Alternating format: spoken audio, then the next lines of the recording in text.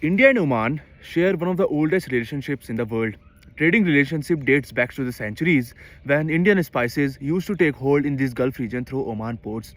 Very good morning to one and all. I welcome you once again to my YouTube video to discuss this comprehensive economic trade agreement with Oman, which have been started from June 1.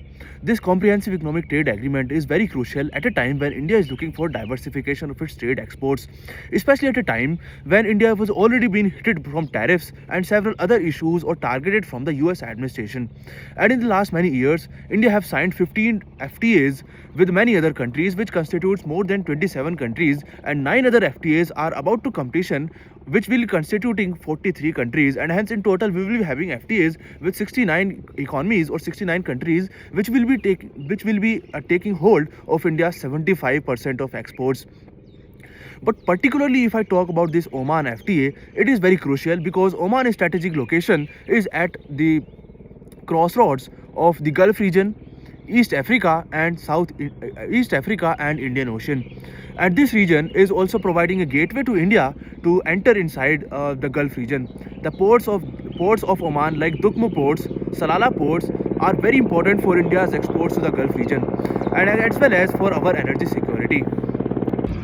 This trade agreement will help Indian exporters like seafarers from Kerala and Tamil Nadu, pharmaceutical exports from Telangana, engineering exports from Maharashtra and Punjab, textile exports from states like Tamil Nadu, and as well as jewelry and gems exports from Gujarat. These type of manufacturers will come out as a major markets in Oman. In fact, we see a lot of competition from ASEAN countries, and China, which are also one of the major partners or the competitors of India in this region for exports. So with this, if we are having a zero tariffs of or the 0% duties over India's exports to Oman, we will be having a major benefited. But at the same time, if I talk about some issues with related to several FTAs that India have signed with the many countries, the issues are very crucial to understand. If I talk about ASEAN countries, we have signed its free trade agreement with other countries as well, and where the ASEAN countries are also competitors. And these ASEAN countries are also doing a lot of manufacturing, which is far better in terms of low cost, in terms of low cost, in terms of cheap labors, and in terms of quality, and which is giving a huge competition to Indian exporters. And if I talk about these things, these ASEAN countries are getting more competition, and because of that the investors are going towards these ASEAN countries rather than in India.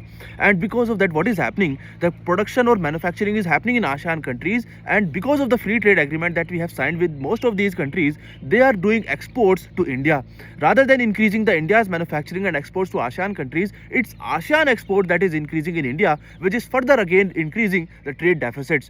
And the motto of this signing the free trade agreements with the different countries is only to reduce the free trade, only to reduce the tariffs, only to reduce the trade deficits, because nowadays we know that rupee depreciation is taking place, the balance of payments is currently negative, and our foreign portfolio investors are also pulling out from Indian companies or Indian markets, and we are not getting investment right now, and the investment is reaching to these countries where we have signed the FTAs. And because of the getting benefited of the FTAs, the manufacturing is taking place in these countries, and in return they are taking benefit of the FTAs because they are doing more and more exports to India.